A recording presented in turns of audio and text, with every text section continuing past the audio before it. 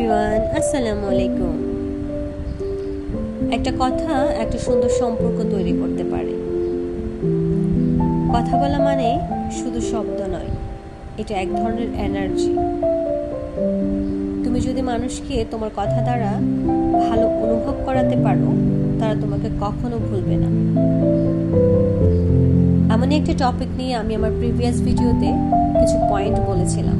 আজকে বাকি কিছু পয়েন্ট শেয়ার করব। আজ প্রথমে যেটা বলবো সেটা হলো body language.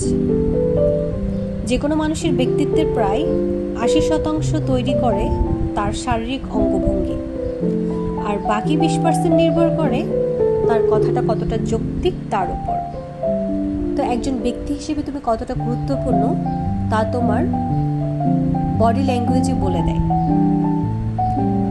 Cause your body speaks before you do.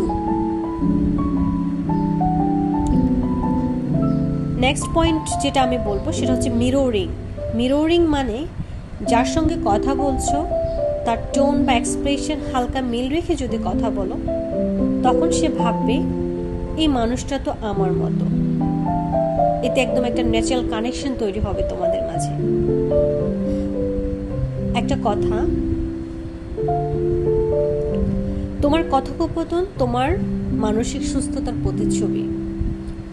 তাই তোমার কথার মাঝে একটা কনফিডেন্স থাকতে হবে, তোমার কথাটা যৌক্তিক হতে হবে এবং তোমার কথায় আত্মকেন্দ্রিকতা থাকতে পারবে না।